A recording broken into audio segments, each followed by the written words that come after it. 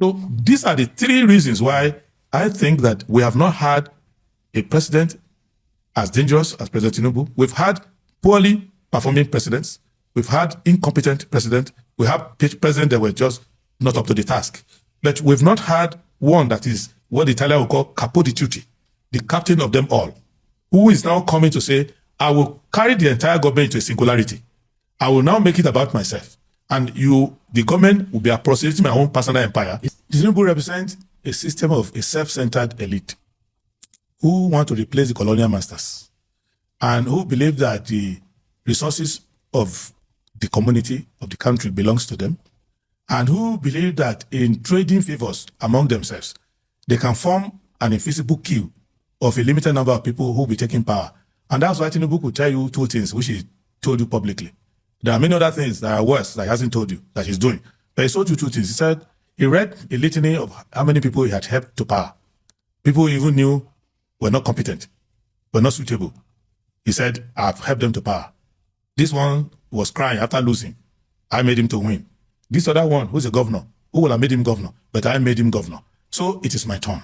So he's not telling you that on behalf of Nigerian people, I have a mission to perform. He's saying, all of you unqualified people who from time to time have entered government, who is the person who made it happen for you? It is me. So you need to pay me back.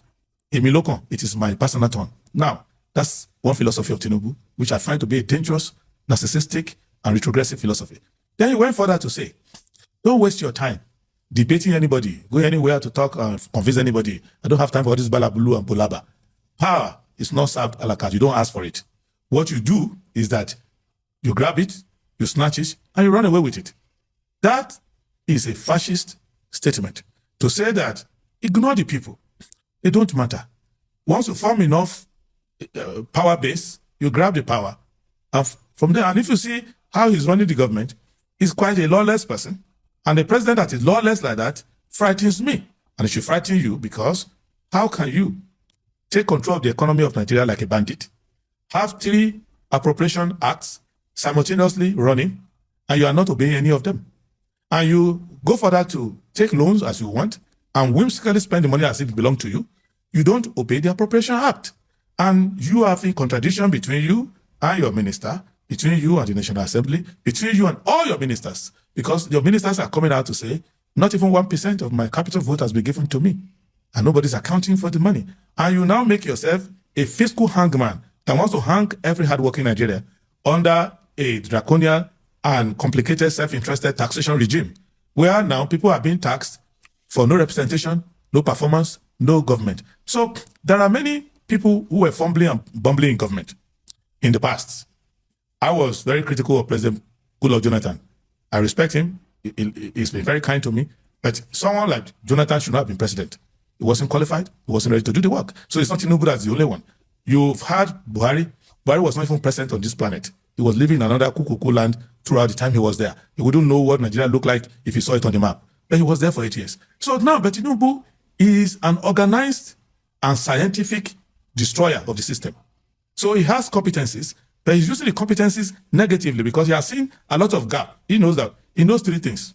The Nigerian elite are feckless and they're about themselves because he's been financing them for some time.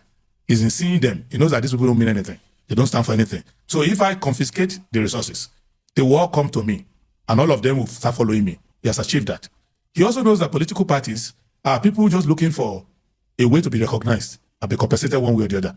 They don't have fidelity to their party and they're not committed to that. So he's managed to make sure that such political parties are decimated. Lastly, he knows that if the Nigerian people are given a sense of fait accompli, they can lose hope and say, well, what can we do? This man is going to be there anyway. Let me just give up. So these are the 3 reasons why I think that we have not had a president as dangerous as President Tinubu. We've had poorly performing presidents. We've had incompetent presidents. We have presidents that were just not up to the task. But we've not had one that is what the Italian will call capo di tutti, the captain of them all, who is now coming to say, I will carry the entire government into a singularity. I will now make it about myself. And the government will be appropriating my own personal empire. Is that how you see the Tinubu government? That is how they are working. But I mean, how do you then defend or your stance at a point you you made a reference as to the fact that the Bola Tinubu government taxes everything. And there are those who will come out to say that is not actually true. You don't have the fact. In criticizing this government, and you see some of the policies of this government, it will be good for us to stay on some of these issues that have made up this government as it's formed. For example, the issue of state policing. The government has come to say, the president said he wants state policing. And there are those who will say, a lot of Nigerians have been asking for state policing. Are you excited by that kind of move? The Attorney General, the new one, has made a move by setting up a committee for state policing. All these is in a bid to solving our security problem. Do you appreciate that effort, for example? All window dressing. First, let's start with taxation. If you don't join me to raise this alarm, a time is coming when Bola Ahmed Tinubu will be taxing the oxygen you breathe, because it's taxing everything that you need to survive. It's taxing everything that is happening. There's no sector. You can tell me a sector and I will tell you what he's doing there. So it's taxing everybody to smithereens. There are those who disagree. And someone like Taiwo Oyedele has said, give me one additional tax that Tinubu had introduced. Taiwo Oyedele is looking for a job. No, just remember. And he can't say anything. And for example, the argument of the proponents of this new tax regime is the fact that it's people-oriented. It's the poor-oriented tax regime that will allow the poor to pay less in taxation and allow those who earn more to pay. What they are saying, how then do you say Tinubu is taxing? What they are saying to you is that the best way to be a barber is to barb your hair only one time, which is to behead you, to cut your head. If your head is gone, your hair will not grow anymore. That's what they are saying. You see, what they are doing is regressive and is dishonest. You pay taxes on everything you need to survive. Even private schools that are meant to complement the failure of expansion of access to public schools are being taxed. There is nothing that promotes your well-being and welfare that is not taxed. What they are saying to you is this, that will make you so poor that you'll be below our tax bracket. So if I collect all the money in your pocket and you have no money left, I don't need to tax you anymore because I've already robbed you. So I already push you below minimum wage. I push you below survival rate. You cannot pay your house rent with the totality of all your income for the year. You cannot pay your house rent alone. You cannot use whatever your husband's salary or wife's salary to pay your student's school fees. You cannot survive. Your child, who is already 16 years old, is now already a debtor to Tinubu because he's being given a student loan to attend a school that has no laboratory, whose lecturer is on strike, and the session is not on, but the loan continues to count. So, and at the end of the day, they continue to push inflation into the economy while rigging the inflation figures. At the bottom line is that even if they wanted to tax you, you already have debt. There's nothing to tax you about. So what they are now doing is tax the people who can employ you. So those people also will not employ you anymore because the small businesses are now in the hook. Taxes are rising. Cost of business, costs are rising because power cost is rising. The amount you bought fuel last month is not the amount you're buying now. The amount you bought it last week is not the amount you're buying it now. And everything, a bag of cement, which I used to buy for 600 naira, is now 11,000 plus. So iron rod, don't do it anymore. So go on and go on and go on. Then your food is costing you more. Of course, there's a temporary lull in the increment in food pricing. They are selling that as food price coming down. So they're just lying to you. The highest cost in this government is the cost of truth.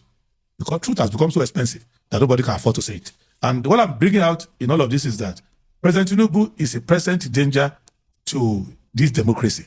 And the earlier the people of Nigeria realize that and come out en masse in the next election and vote not only him out, empty the National Assembly. Let us start afresh.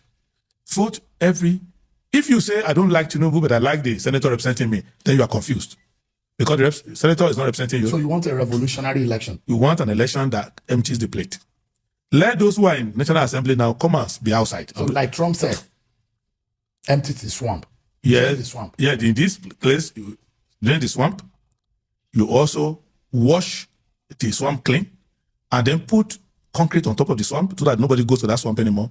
And then you can start building because there are many challenges. As I'm interviewing you now, not less than 10,000 children have been born in Nigeria.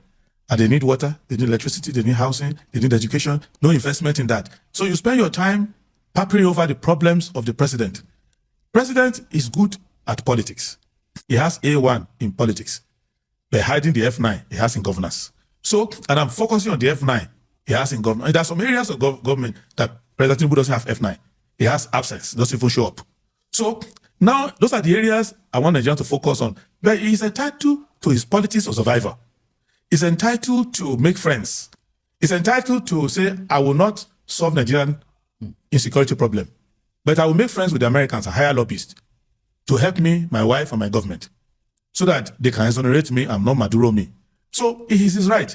But it's my right to point to the fact that we didn't elect him to come and re-elect himself. We elected him to come and serve. And he said, use only one metric, don't go far. He said, if he could not guarantee electricity, nobody should vote for him again. He said it with his own mouth.